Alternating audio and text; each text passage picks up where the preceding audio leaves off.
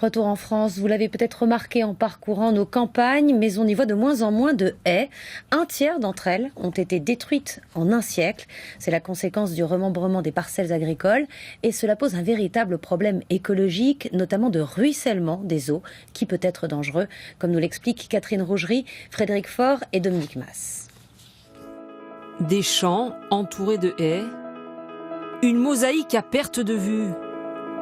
Le bocage, élément clé de notre paysage, essentiel à notre écosystème.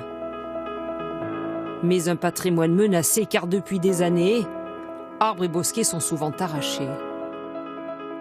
Il y avait 7-8 parcelles délimitées par des haies et l'agriculteur qui est en place a décidé de les enlever. Je veux retrouver mes paysages, je ne demande pas des sanctions même financières, je veux qu'on me replante mes haies.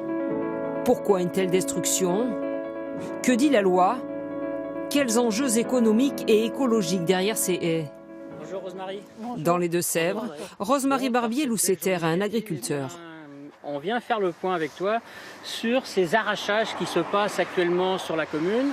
Du jour au lendemain, elle a vu ses haies rasées.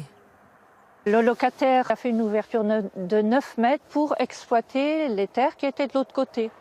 Cette fois, les élus ont décidé de saisir la justice. L'agriculteur, il n'a pas fait de demande alors qu'on doit demander. Donc c'est pour ça que j'ai fait un procès verbal qui sera transmis au procureur de façon à ce qu'à un moment, il faut aussi qu'on touche au portefeuille des gens s'ils ne veulent pas respecter les lois. Car en France, les haies sont protégées par de multiples textes. Code rural, code de l'environnement, code de l'urbanisme, dispositif de verdissement de la politique agricole commune. Malgré ces lois, des haies sont toujours coupées pour optimiser la surface agricole et gagner du temps.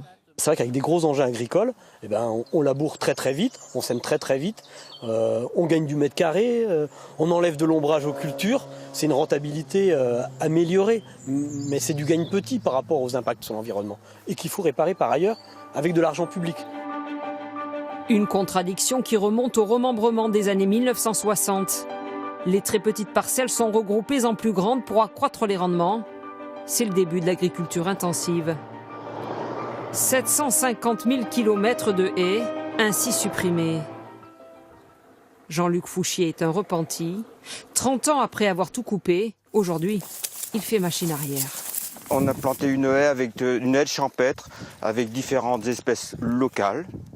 Du chêne, du merisier, des ormes, du fusain. Son objectif ? Recréer des espaces pour protéger de l'érosion du vent, des écoulements d'eau. Parce que le village est quand même bas, il y a un fossé.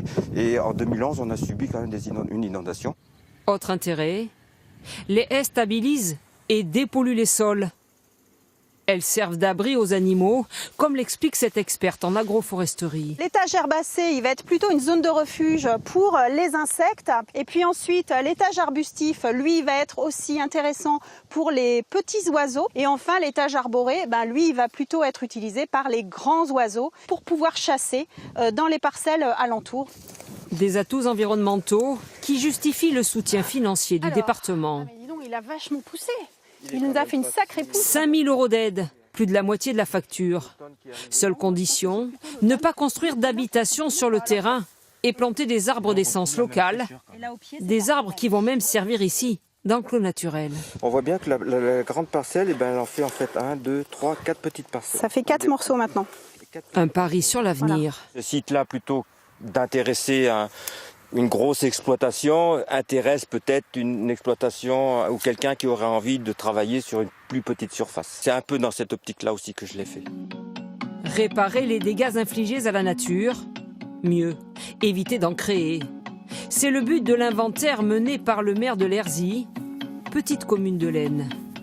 On va sur le terrain et on va comptabiliser les arbres qu'il peut y avoir d'une façon linéaire. Après, on va compter sur la hauteur des haies. Plus la haie est haute, plus elle va servir de brise-vent. Identifier, mesurer, localiser chaque arbre avec l'appui des habitants.